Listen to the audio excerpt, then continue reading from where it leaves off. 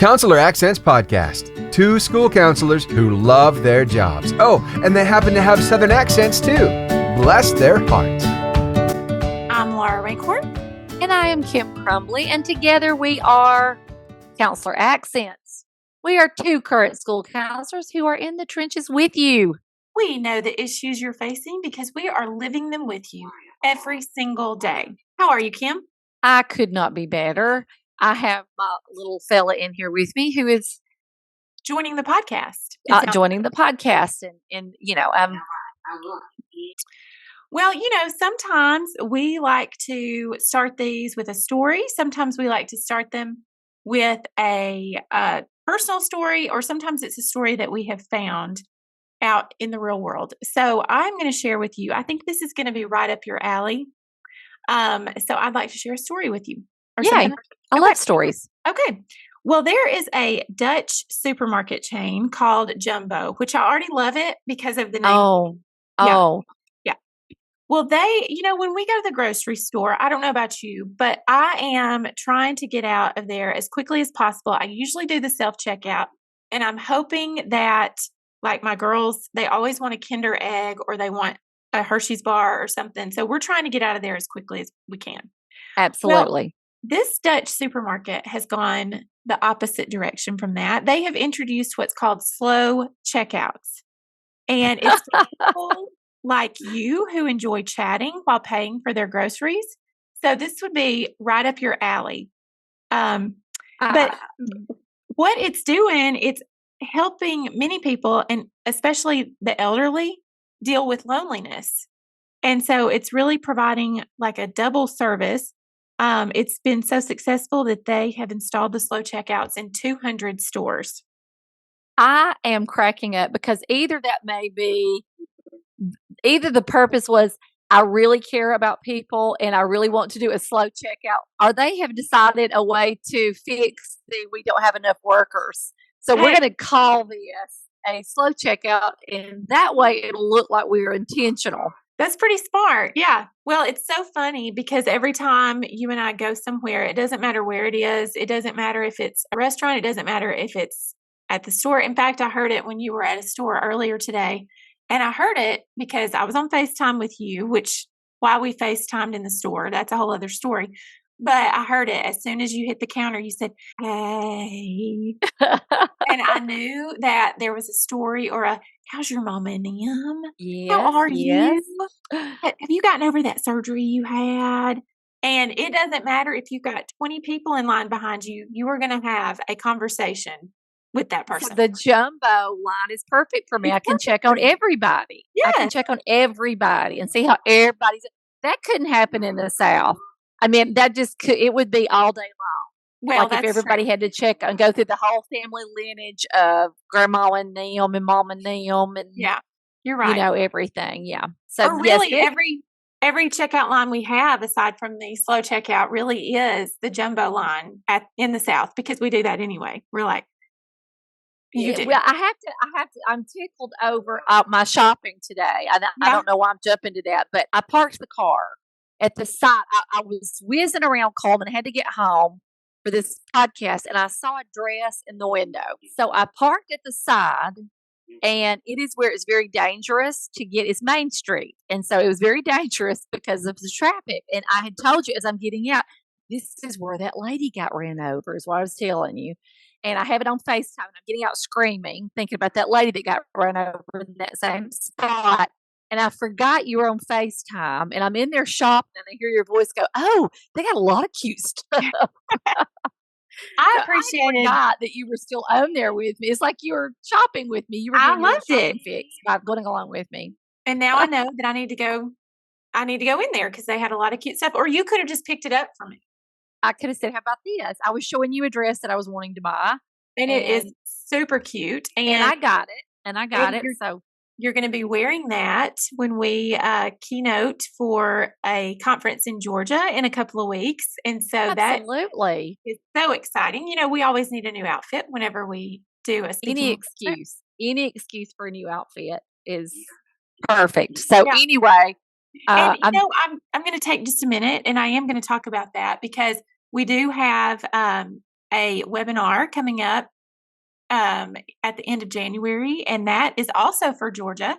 So check out the Georgia School Counselor Association if you want to sign up for that webinar. I'm sure that they would welcome you. I hope that I'm not speaking out of turn, but join that. And then we also have our keynote coming up, and then we're going to be traveling to Colorado in a couple of weeks, a couple of weeks. Yes. And we've got Ohio in a couple of weeks. We've got Ohio in a couple of weeks. We've got something going on here in Alabama too. So we are just so excited. If you are in any of those states, get ready because we are coming to you. In my new dress. In her new dress. Maybe a couple of new dresses since we've got these events going on. Well, all you can say is remember the ramp fiasco, and we got a ramp award. Oh my gosh. Well, that was our Alabama. Yes, go ahead. Yes, it was for Alabama Program of Distinction. I'm sorry. And I wore the lady who had deceased outfit and thinking how cool, how Doris Day I was looking. And actually. And I mirrored you and you mirrored me thinking that was a good look. And we've talked about that previously. It was bad. It was a bad deal. Yeah. But we're so excited to have Daniel Birdsong on, who is a leader in our world. He's the Alabama School Counselor Association president. He is a university professor, and he is possibly the biggest advocate for school counselors that I've ever met. And he's been doing a dissertation project for that. And so he's going to share some of his findings with us. He included me, and I asked him to please include you because I didn't want your feelings to be hurt. But he's disregarded anything that you I was about added. To say, he may have included me by asking me questions, but I guarantee you my answers are not included because they were. He didn't take anything that we. I would hope not. And good for you, Daniel. Good for you. Yeah, thank you for including me. That's really equitable. So, anyway, let's jump right in to hear what Daniel has to say.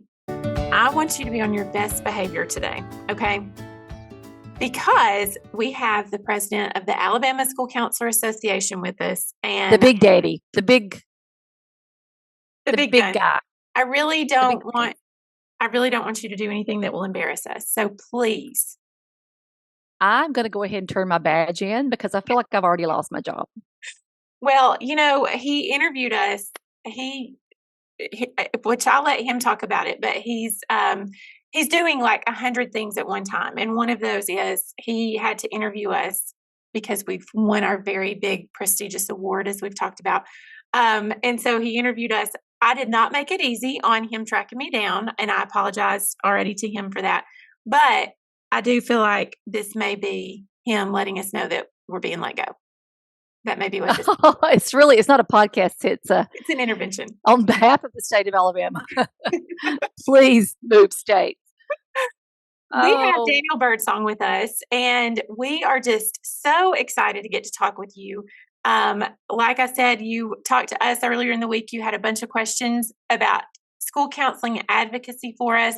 They really got our brains turning. We already knew that you were just incredibly gifted and wonderful at what you do, but those questions and the way that we talked through those questions just really solidified that. So I'm going to read here a little bit about you.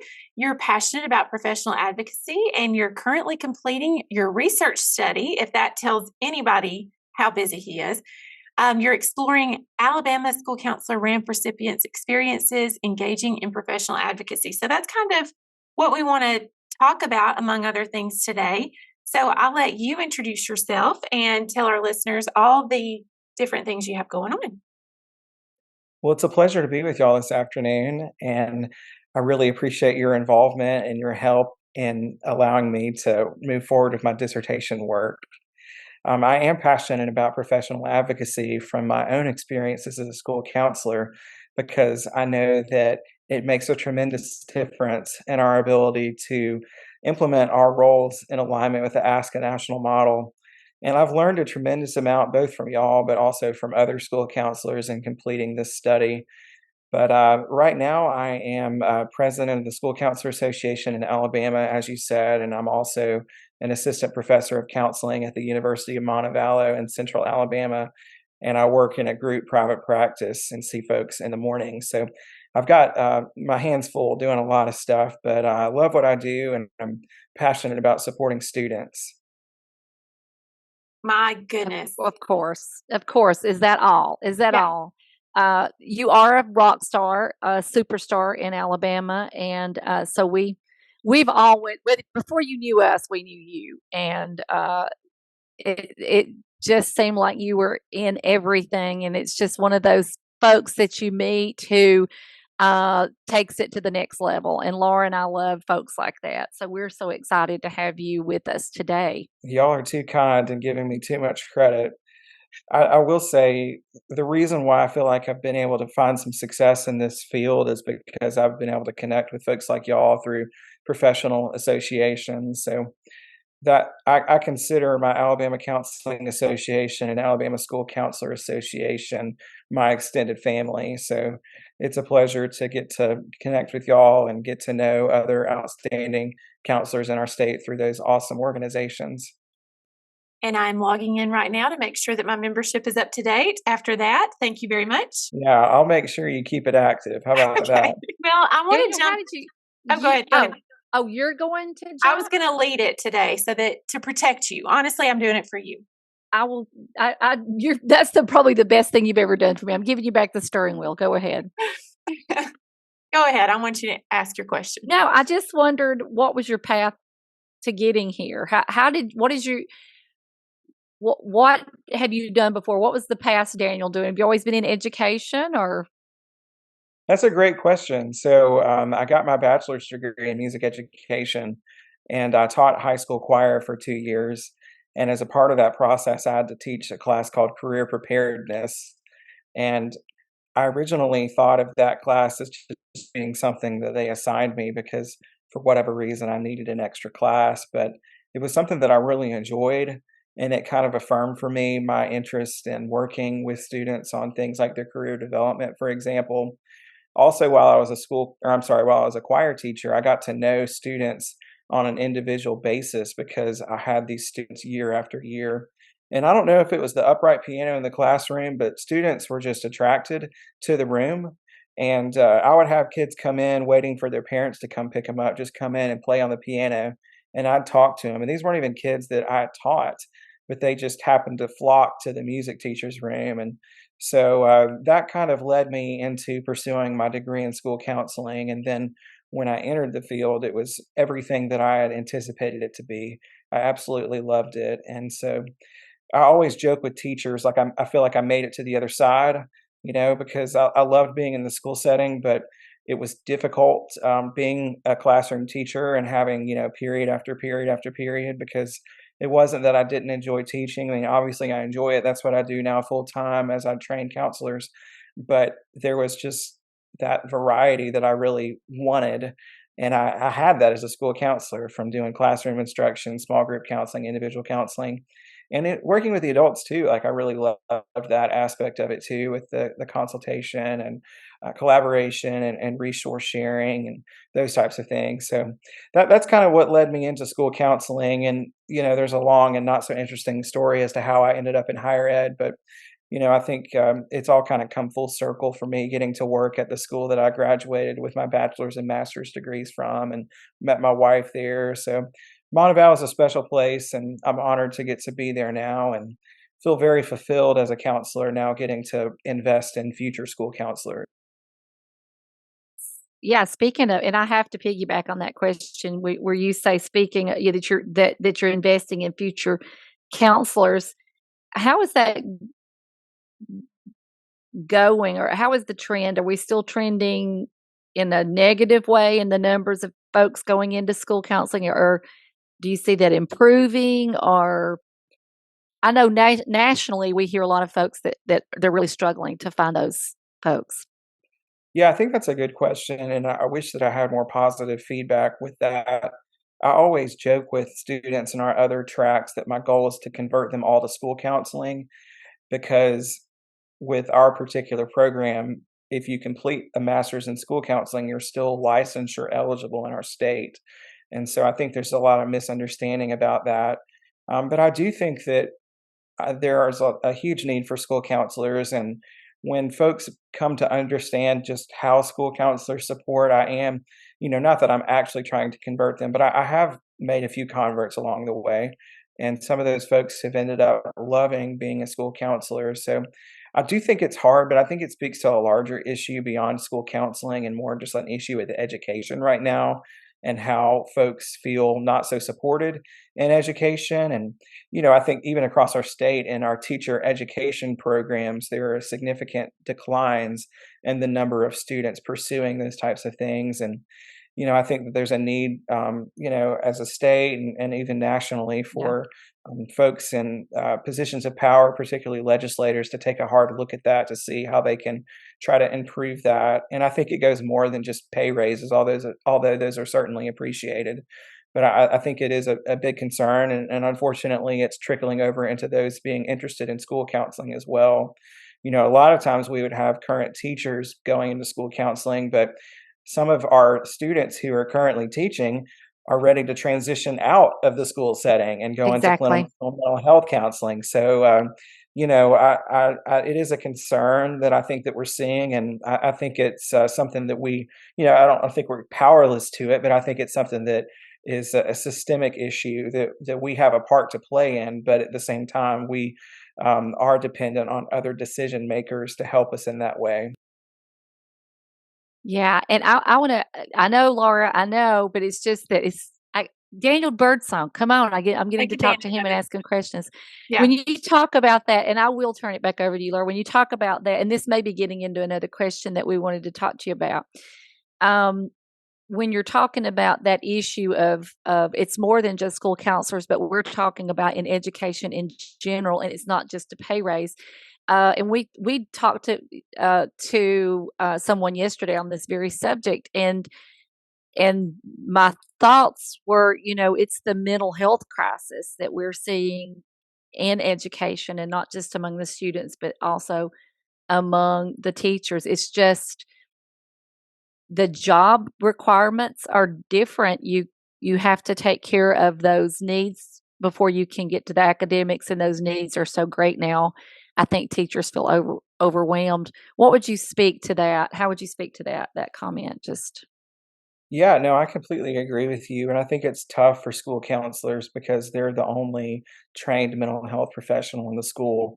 And they do offer support to teachers informally by being a listening ear. But there were times where I would have a teacher come in to mention a student concern to me, and they'd sit down, and then 30 minutes would pass. And as they were leaving the room, they would joke and say, "Well, what do I owe you? yeah, What's your hourly rate?"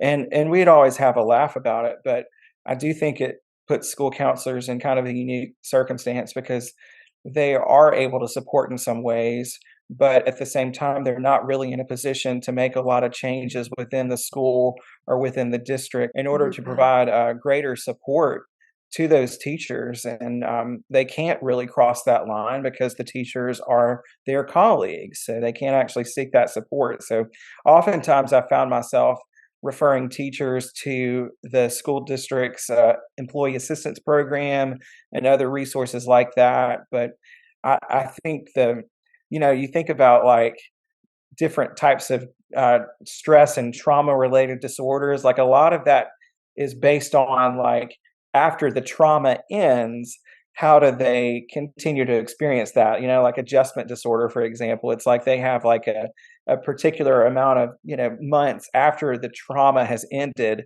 for them to like either meet or not meet that. Well, what about educators? Like, has it ended? It's like we're piling one thing on top of another thing. So it's like, I'm not saying that we should diagnose all of our colleagues according to the DSM, but it's like, how do you address a situation that's chronic? I think about the person mopping their downstairs when the toilet on the second level is overflowing. You know what I mean? I feel like that's kind of what it's like right now in education, and I feel for everyone involved because our kids certainly need support now more than ever. But at the same time, like, how do we keep our educators encouraged and how do we keep them going when sometimes I think, well, how did you even make it back today? Hmm. yeah, absolutely, absolutely. Yeah, well said. Much better than we spoke to that yesterday because you're more eloquent than Laura is. But that is, I love that analogy of the basement flooding, and we're down there, and we're just, I mean, and I feel like we have this little squeezy mop too. We're just not, teachers are just not, maybe mentally, how much can you take and keep going? So it's how are they able to cope? But Laura, now I give you the talking stick. Well, I'm so busy taking notes because that was so profound what you said.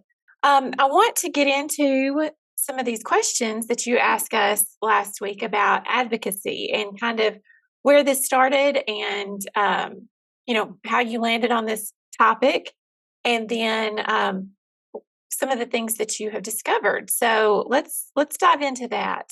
So I think for me, professional advocacy is a big area of interest and passion of mine based on initially my own lived experiences.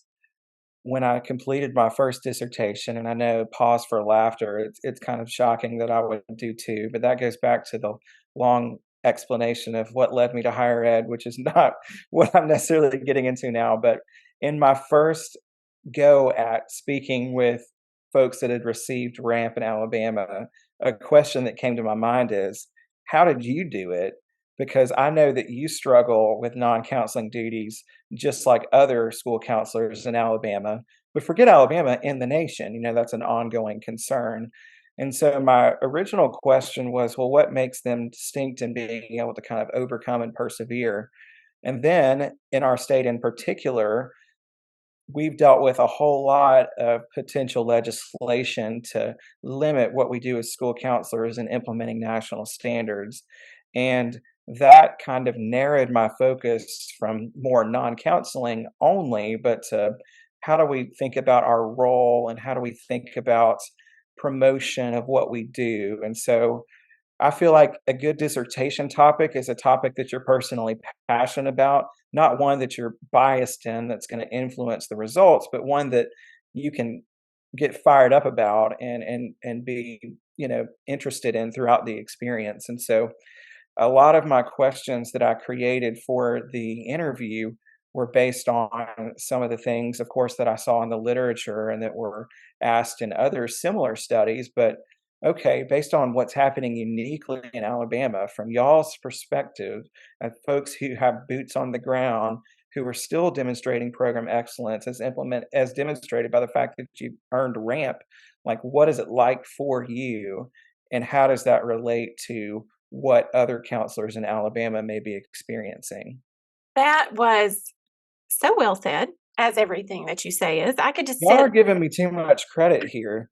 I need to get my wife in here to just remind y'all that it's, Kim, this is funny, but when you interviewed with me, I told you I was at the beach and she Yes. was still kind of like halfway asleep, halfway awake Yeah. in the other room, and she heard you say something kind to me, and she said, I wanted to come in there and tell her, he is not. Oh, funny. So I'm she so keeps glad to me hear humble that. like any good spouse. Of Well, course, she's also extremely supportive. I mean, my goodness, Absolutely. But she's you have still to have with somebody me to keep after you all the humble. degrees. Yeah. You've got to stay humble, and she's going to make That's sure that you right. do. Yeah, Like that's right. Laura does me. exactly. Yeah. She's going to keep us humble. So, do you mind sharing like one of the questions? Was there a question that maybe surprised you whenever the answers were given? Or was there something that just like really stood out? Yeah. So, as I think about some of the feedback that I've gotten from the different participants, some of the things that really stood with me were the importance of advocacy being more so of a state of mind than some type of one time event. A lot of different counselors talked about how they used different things throughout the day as an advocacy tool. A perfect example of this is hall duty. Perhaps you are stuck doing hall duty and you're with an administrator. There's an opportunity to give your elevator speech about what you do and why it's important. Let's say for some reason you have to call home One counselor used the example of having to call home for a student to be able to watch a movie in class. Maybe they needed a movie permission form. And so they'd call home with the student. And while they were talking to the parent, they introduced themselves. They said, hey, if you ever need anything, this is why I'm here. This is how I support. Talking about car rider duty, using that as an opportunity to observe student interactions or to try to connect with parents as they pick up. There's all these opportunities, I think, throughout the day that can potentially be used as a way to advocate. Another example given was if you hear teachers mentioning concerns about a student saying, you know what, that sounds like something I might get help with. How can I come in and support that student? Or how can I come in and support you? Another person mentioned this idea of if you have a particular teacher that may question what you do and wonder how beneficial it is, because teachers struggle a lot of times with being overworked and overwhelmed, and they may think, well, gosh, the counselor just gets to sit in their office by themselves and not have to do anything. I think that's a common misconception. So rather than trying to fight that teacher and trying to have this kind of difficult relationship with them, how can you bring that teacher on board? How can you show that teacher the benefits of what you do? Because oftentimes those that are your critics, when kind of changed and have a different perspective, can be your biggest advocates.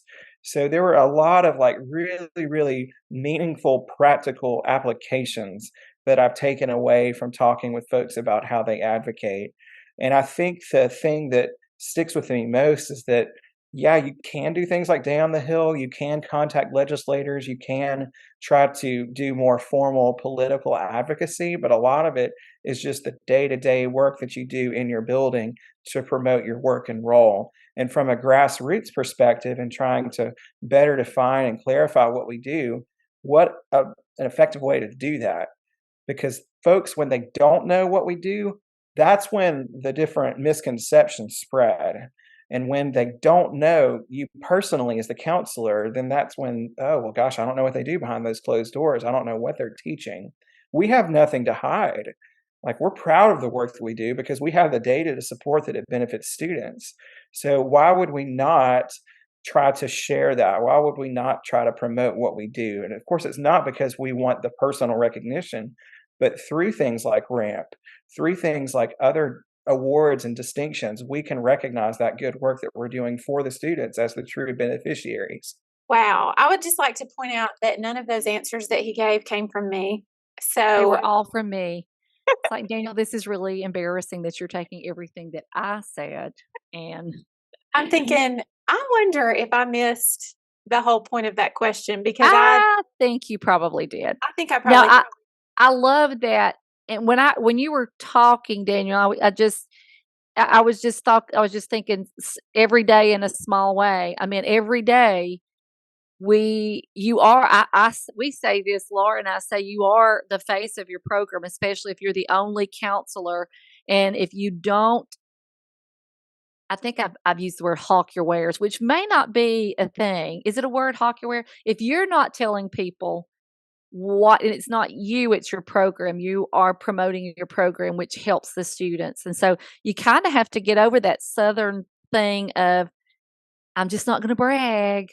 And it's not you, it is your program. And people will assume what they think you're doing if you're not saying this is what I'm doing. And so that is one of the biggest things that I feel like Laura and I do is continually advocate for school counselors, and encourage them to be the leader that they are. That's true. My mind went to two places as you were talking, Daniel. The first is we talked to a lot of school counselors, and one had told us about kind of an opportunity to shift a responsibility that she was given. And I think a lot of us, she was asked to lead a reading intervention group every morning. And I think a lot of us would be tempted to say, well, that's not an ASCA duty. That look right here in the roles. That's not something that I need to be doing. But she had a conversation with her administrator and said, I will do it, but I need to turn it into something that helps my program and she made it data driven for her program. She came up with the content. They're still reading, they're still having reading intervention, but they're working on social skills or whatever it was that she needed them to work on. And so it's just taking those things like car duty. And, you could say, well, that is not something that I'm supposed to do. Or you can say, like you were saying, I'm going to turn this into an opportunity to help my program. So my mind went there. And then I also was thinking about those moments when, people don't understand what we do. And so sometimes we do need to sit in our office and we do need to look at data and we do need to have that time where we are in our office. And I know I've gotten caught in a trap of feeling guilty about that sometimes, as I hear the teachers across the hall and they're teaching their hearts out. And I think, oh gosh, I need to go grab some students so it looks like I'm busy. But the thing is, I am busy and I'm doing those things that help my program. And we don't need to feel guilty for that whenever we are looking at data and we're doing those things to help our program. Or making calls or advocating, whatever those times that we.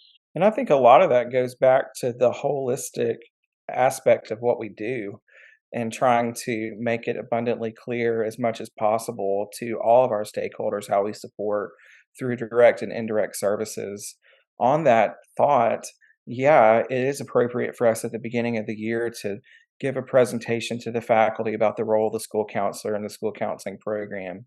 But there again, that's something that can continue to be reinforced throughout the year as you have individual conversations with teachers, as you attend teachers' PLC groups, as you have opportunities to present and share snippets of data to benefit, the program and showing what you've done.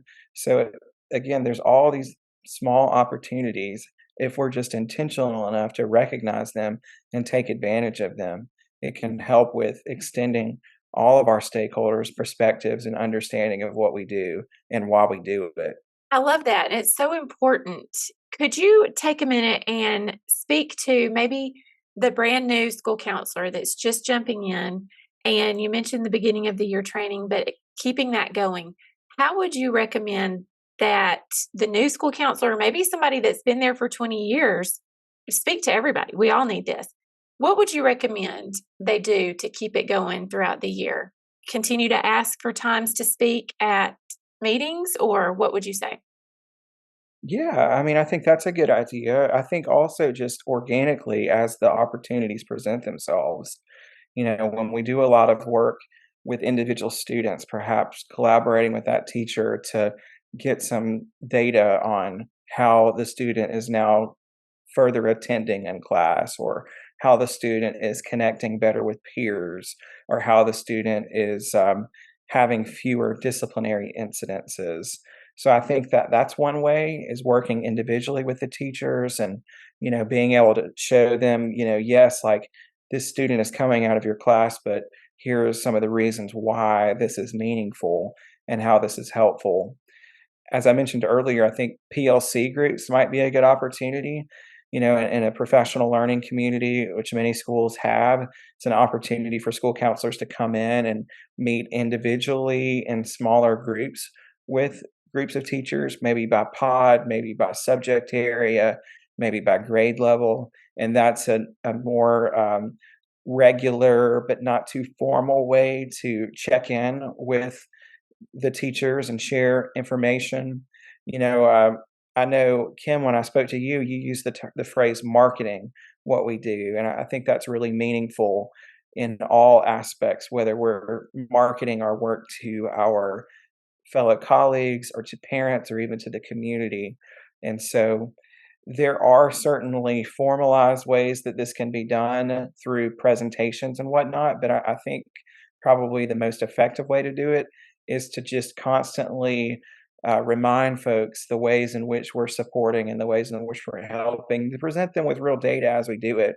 I could give like a formal 30-minute presentation on data after school at a meeting, but how meaningful is that as compared to the regular, smaller tidbits of data that I share specifically with students that are affected?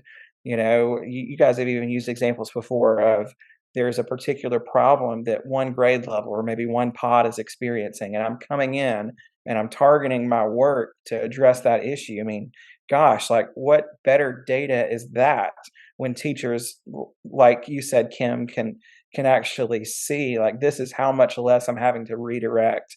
This is how much more instructional time I'm gaining back.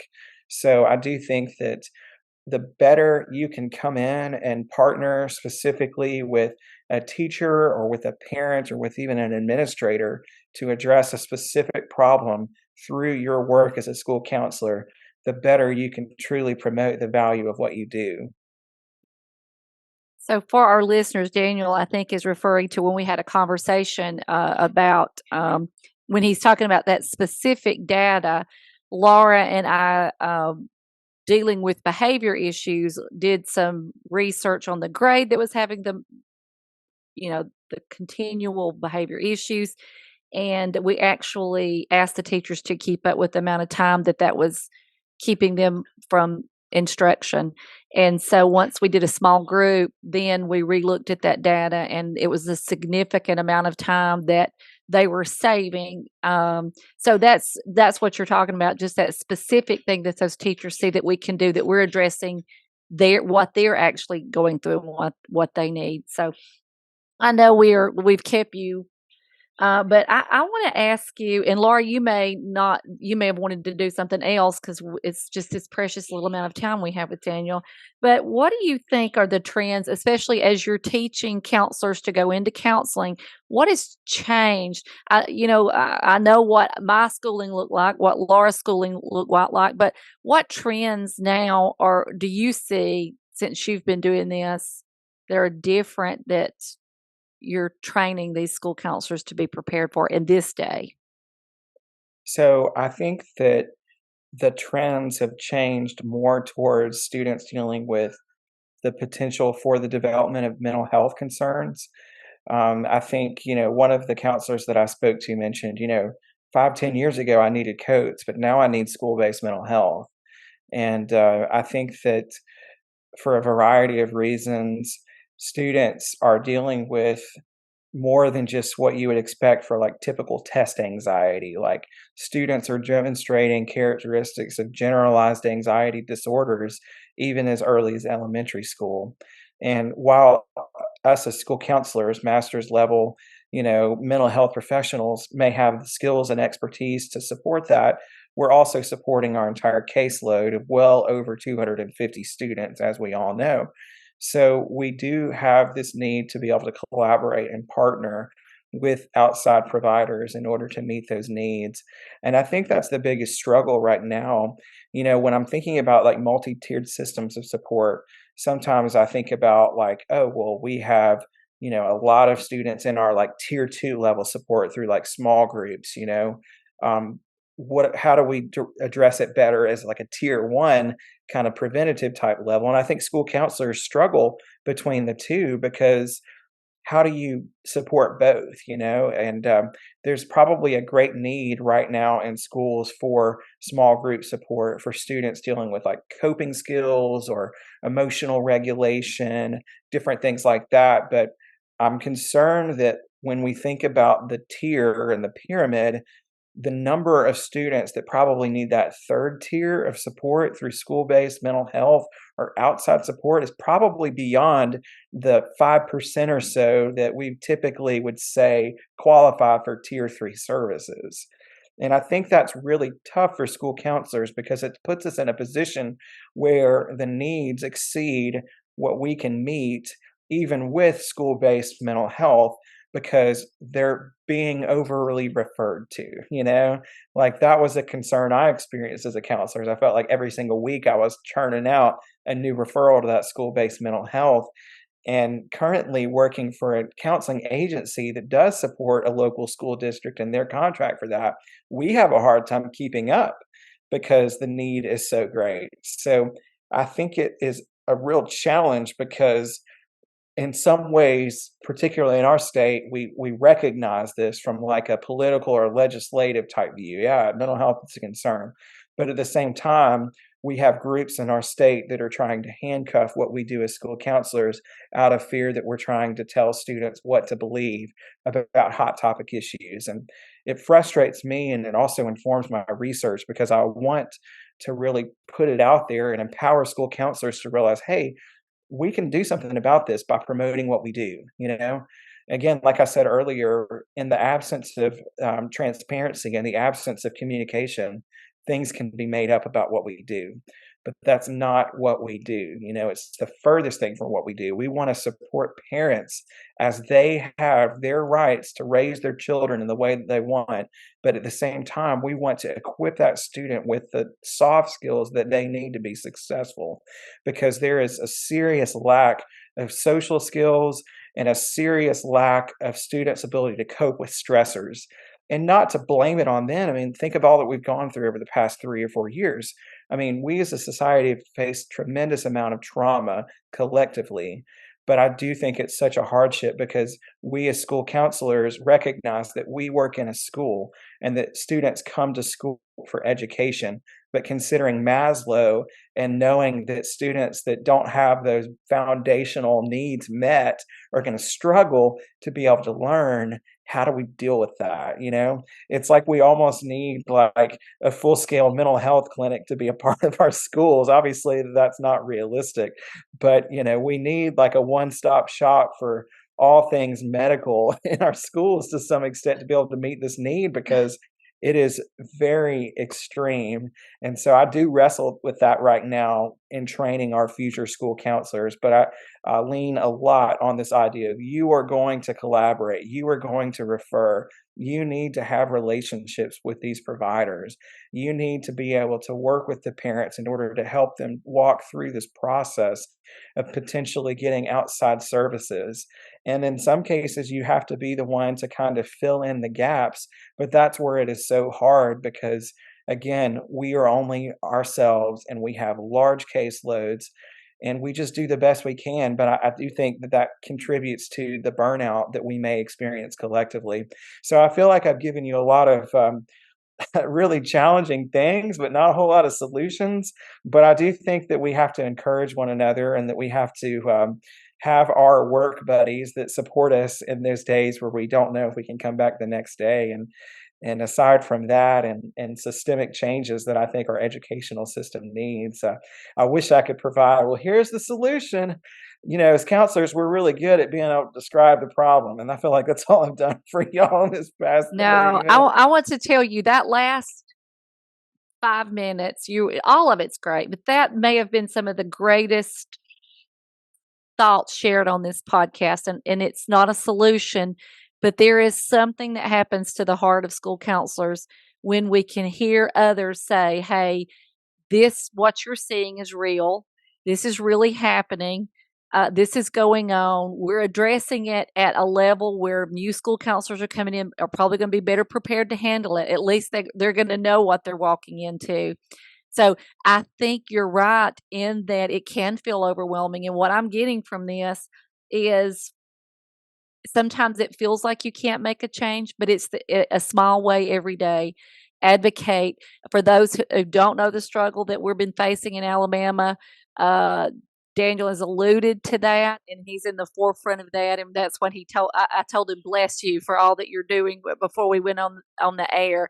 But it's hard to do your job and then sometimes be demonized for doing that job. And so I appreciate you advocating for school counselors and for you encouraging us to keep going when others may not see the value of what we're doing or may not know what we really are doing. So keep up the good fight.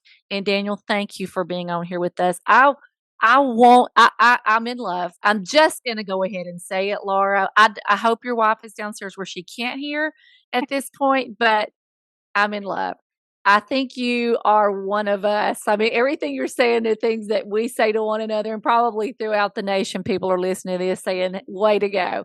Thank you. Thank you so much for being on. Laura, any more thoughts before we? I agree. It was this whole thing has been great, but the last 5 minutes, it was like everything you said. I was at church. I felt like it. I wanted to wave a handkerchief or something. Thank you, Daniel. Yeah. And so I mean, I knew that our state organization was in great hands, but I just want to shout it from the rooftops that, I'm so grateful that you are representing the school counselors in Alabama. Like Kim said earlier, we've had leaders from other states sending us messages saying, what is going on in Alabama? And I feel so confident that I can say, do not worry. We have the very best advocate who understands, you see it and you are fighting for it. And we are very grateful to you for that. So you get it. And we just appreciate that so much.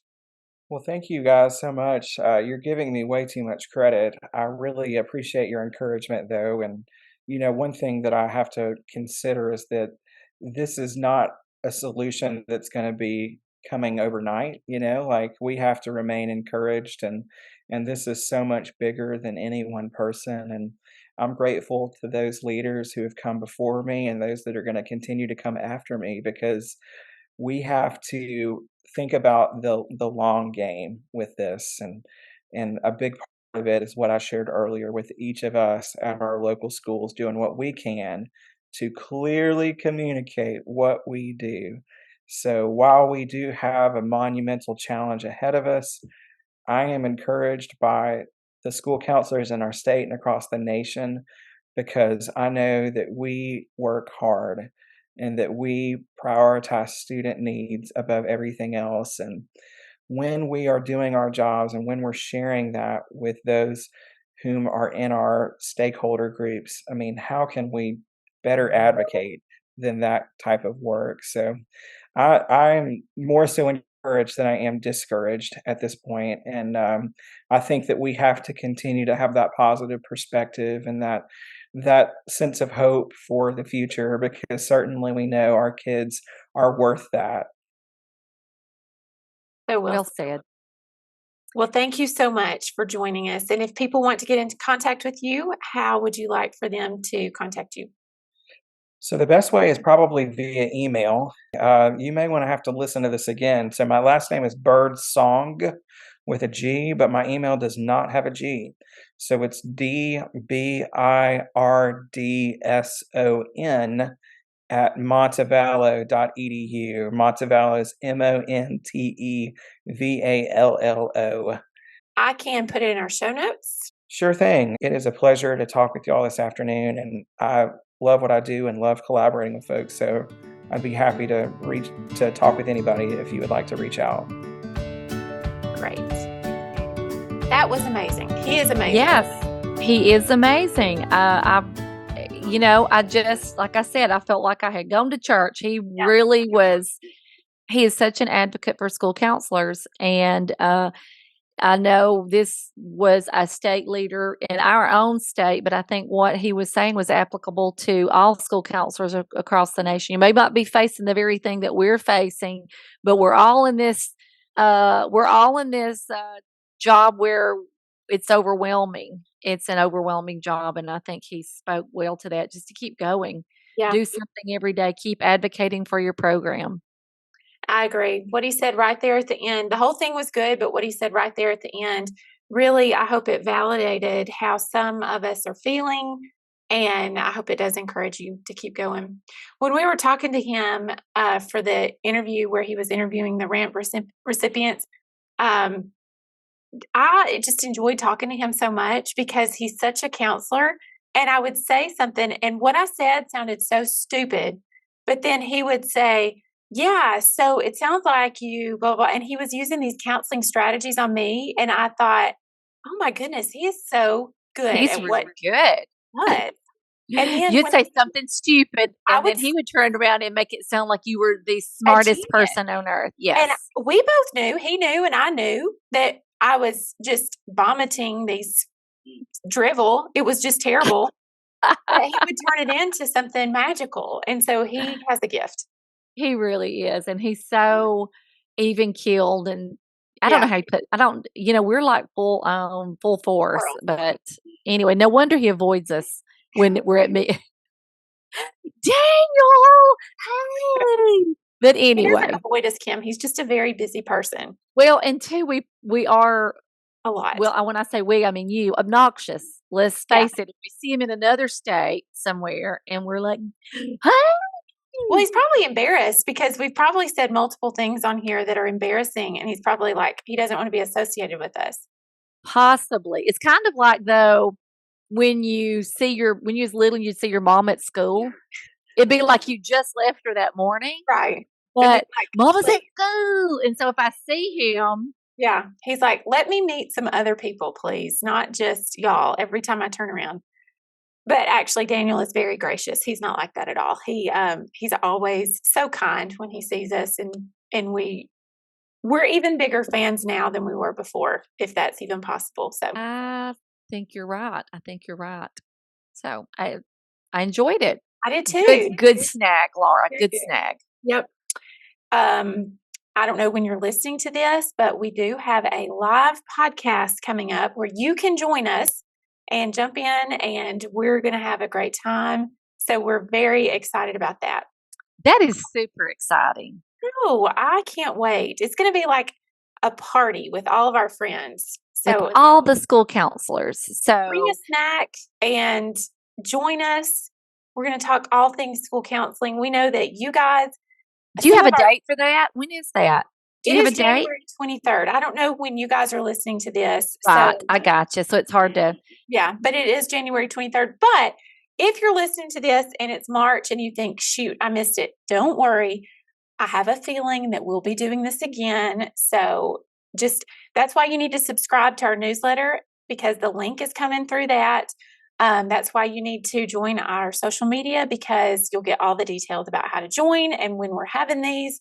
And whatever questions, I think it's topics that you guys want to talk about or ask one another, or right? I mean, so it'll be so send us your questions. If you're listening to this and it's before January 23rd, send us your questions. You can do that through email at counseloraccents@counseloraccents.com, or you can do that through our Instagram Messenger or our Facebook Messenger. I would recommend email or Instagram Messenger. Sometimes those Facebook messages get lost in some other world. So I would suggest either email or, what did I just say? Instagram.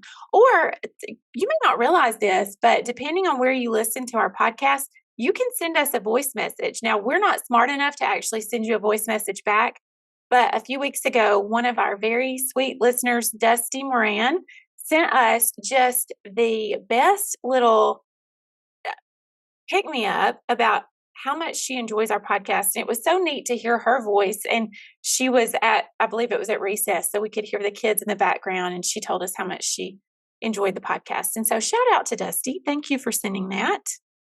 Absolutely. Sometimes if we get those, we need to play them, because that's always fun. Well, Kim, remember when I said we're not smart enough to figure things out? It goes back. I took that to mean I need to get it figured out and do that. Work on that. So you guys can follow us on Facebook. You can follow us on Instagram. You guys may not know this, but we have a Pinterest account, and we post a lot of school counseling things on Pinterest, and that's just a lot of fun. So go follow us on Pinterest if you don't already. You can also subscribe to our newsletter that goes out weekly with some freebies and discounts and all about the things that we're doing. All right. Well, I hope everyone has a great week.